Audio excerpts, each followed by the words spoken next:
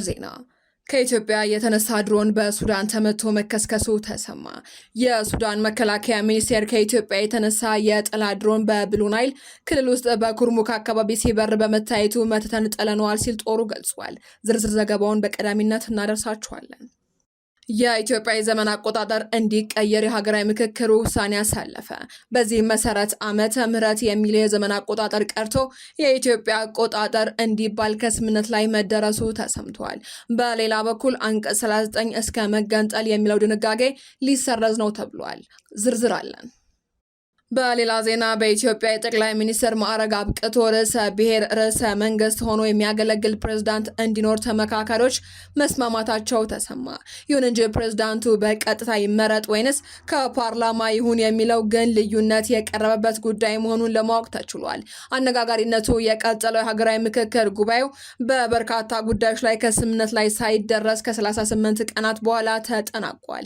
ተጨማሪ ያለን የትምህርት ሚኒስቴር ሙሉ ራሳቸውን ወደ ማስተዳደር ለመሸጋገር የመጨረሻ ምዕራፍ ላይ በሚገኙ 9 የመንግስት ዩኒቨርሲቲዎች ላይ የሀሳብ እገዳ መጣሉ ተሰማ።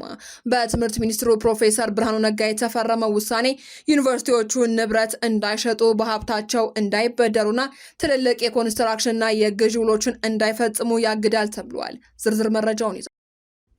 ከውጭ በተሰማ ሰበር መረጃ የባህር ወንበዴዎች የኤርትራ ባንዲራን የሚያውለበልብ መርከብ ማገታቸው ተሰማ።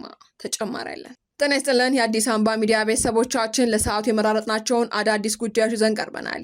ከመረጃዎቹ በፊት ቪዲዮን ላይክ በማድረግ ማድመጥ እንድትጀምሩ እየጋበዝን ስለ ወቅታዊ የሀገራዊ ምክክር ጉባኤ ሀሳባችሁን ኮሜንት ላይ ማጋራት ትችላላችሁ። በቀጥታ ወደ መረጃዎቹ አለፍን። በቅድሚያ ከኢትዮጵያ የተነሳ ድሮን በሱዳን ተመቶ መከስከሱ ተሰማ።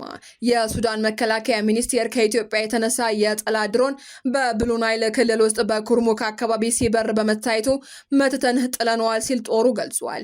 የሱዳን ጦር ዋና አዛዥ በትላንትናው ዕለት በሰማያዊ ናይል ግዛት በስተደቡብ አንድ ስትራቴጂካዊ ድሮን ከኢትዮጵያ ወደ ሱዳን የአየር ክልል በመግባቱ ተመቶ መውደቁን አስታውቋል።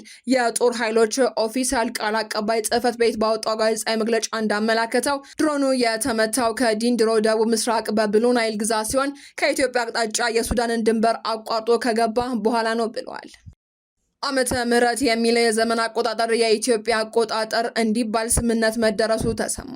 ዓመተ ምህረት የሚለው የዘመን አቆጣጠር እንዲቀየር የተለያዩ ምክረ ሀሳቦች ሲቀርቡ የነበረ ሲሆን ለ4000 ጉባኤተኞች ተነቦ ኮሚሽኑ በተረከበው ሰነድ ዓመተ ምህረት የሚለው ቀርቶ የኢትዮጵያ አቆጣጠር እንዲባል ተመካካሪዎች ስምምነት ላይ መድረሳቸው ተገልጿል።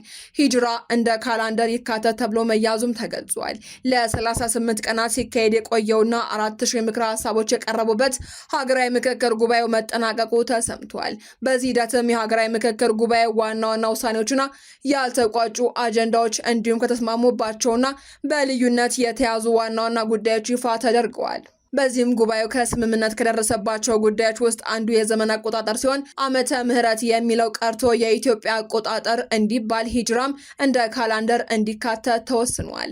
እንዲሁም አንቀጽ 39 እስከ መገንጠል የሚለው ድንጋጌም እንዲሰረዝ ተብሏል። እንዲሁም የስራ ቋንቋ አማርኛ፣ አፋን ኦሮሞ፣ ትግርኛ፣ ሶማሊኛና አፋርኛ የፌዴራል የስራ ቋንቋዎች እንዲሆኑ ብሔራዊ ቋንቋ ግን ለጊዜው አያስፈልግም ተብሏል። በተጨማሪም ውህድ ማንነትን በተመለከተ ከሁለት በላይ ብሔሮች የተወለዱ ዜጎች በውህድ ማንነት እውቅና እንዲሰጣቸው ተብሏል።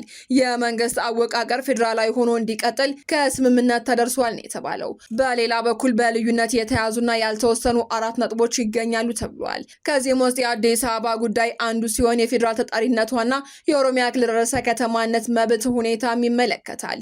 የመንግስት ቅርጽ ፓርላመንታዊ ወይንስ ፕሬዝዳንታዊ ይሁንም የሚለው ይገኝበታል። ሰንደቅ ዓላማ አሁን ያለው አርማ ይቀጥል ወይንስ በሌላ ይተካ የሚለውን በልዩነት ከተያዙ ጉዳዮች መካከል አንዱ ነው ተብሏል። በተጨማሪም የፌዴሬሽን ምክር ቤት አባላቱ በህዝብ ቀጥታ ይመረጡ ወይንስ በክልሎች የሚለው ተይዟል። በመሆኑም ኮሚሽኑ በልዩነት የተያዙትን አደራጅቶ ውሳኔ ለሚሰጥ አካል እንደሚያቀርብ አስታውቋል። በሌላ ዜና በኢትዮጵያ የጠቅላይ ሚኒስትር ማዕረግ በፕሬዝዳንት እንዲተካ መሬት የመንግስት የወልና የግል እንዲሁም ህገ መንግስቱን ለማሻሻል የሁሉንም ክልሎች ምክር ቤት አብላጫ ድምጽ የሚፈልገው ድንጋጌ ወደ 3/4 እንዲቀየር 4000 የሚሆኑ ጉባኤተኞች ተስማምተዋል ተባለ። ከሐምሌ 8 ቀን 2018 ዓ.ም ጀምሮ ሲካሄድ የቆየውና እስከ 3800 የሚደርሱ ተመካካሪዎች ተሳትፈውበታል የተባለው ምክክሩ ነሐሴ 16 ቀን 2018 ዓ.ም በይፋ ተጠናቋል። በኢትዮጵያ የጠቅላይ ሚኒስትር ማዕረግ አብቅቶ ርዕሰ ብሔርም ርዕሰ መንግስትም ሆኖ የሚያገለግል ፕሬዝዳንት እንዲኖርም ተመካካሪዎች ተስማምተዋል ተብሏል። በእርግጥ ፕሬዝዳንቱ በቀጥታ ይመረጥ ወይንስ ከፓርላማ ይሁን የሚለው ግን ልዩነት የቀረበበት ጉዳይ ሆኗል።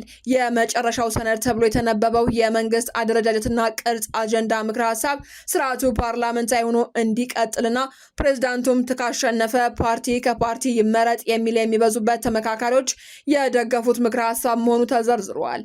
ስርዓቱ ፕሬዝዳንታዊ ሆኖ መሪው በቀጥታ ይመረጥ የሚለው ግን በውስኑ ጉባኤተኞች የተደገፈ ሀሳብ በመሆኑ ሁለቱም ሀሳቦች በልዩነት አልፈዋል። በዚህ አጀንዳ ስር ሌላው ተመካካሪዎች የተስማሙበት ጉዳይ አሁን ኢትዮጵያ ካለችበት የፖለቲካ ሁኔታ አንጻር ህገ መንግስቱን ለማሻሻል ከባድ ያደርገዋል የተባለውን የህገ መንግስት ክፍል ማሻሻል ነው።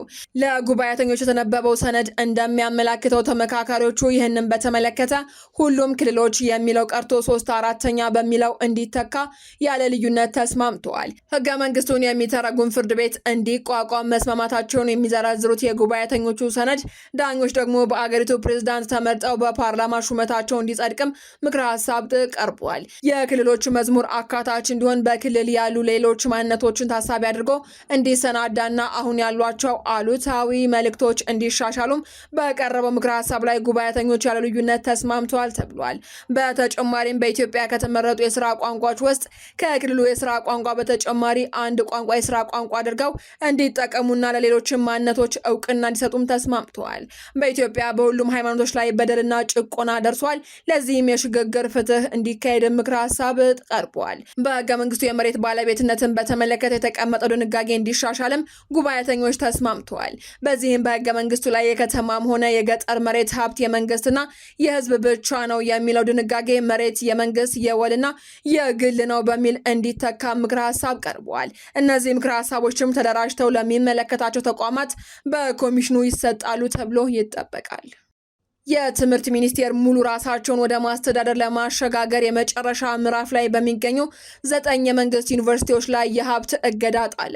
በትምህርት ሚኒስትሩ ፕሮፌሰር ብርሃኑ ነጋ የተፈረመው ውሳኔ ዩኒቨርሲቲዎች ንብረት እንዳይሸጡ፣ በሀብታቸው እንዳይበደሩና ትልልቅ የኮንስትራክሽን የግዥ ውሎችን እንዳይፈጽሙ ያግዳል ተብሏል።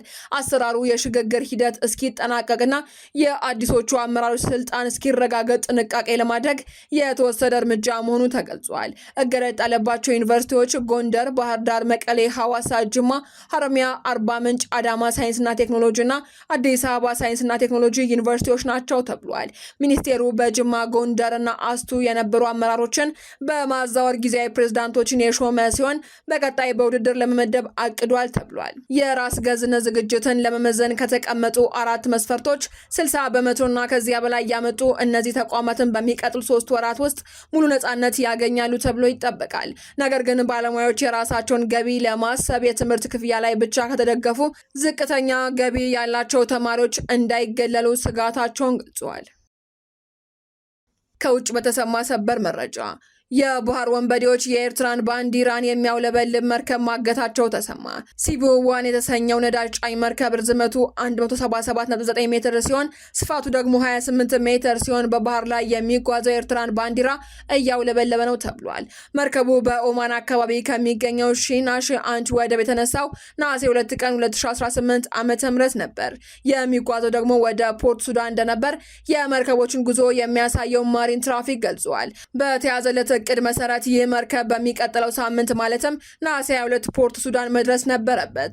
ይሁን እንጂ መርከቡ በትላንትናው ዕለት በየመን የባህር ጠረፍ አካባቢ ጉዞውን እያደረገ ያለ ታጣቂ የባህር ወንበዴዎች መርከቡንና በአጠቃላይ በመርከቡ ውስጥ የነበሩ 20 መርከበኞችን በማከት ከጉዞው አደናቅፈውታል ተብሏል። በህንድ ውቅያኖስ የአውሮፓ ህብረት ጸረ መርከብ እገታ ሚሽን እንደገለጸው ይህንን የነዳጅ ጫኝ መርከብ ያገቱት 6 ታጣቂዎች ናቸው። መርከቡ በአሜሪካ እገዳ የጣለበትን የኢራን ነዳጅ በህገ ወጥ መንገድ በማጓጓዝ ስራ ላይ የተሰማራ ነውም ተብሏል። ዜናዎቻችን አበቃን። በሰላም ቆዩን።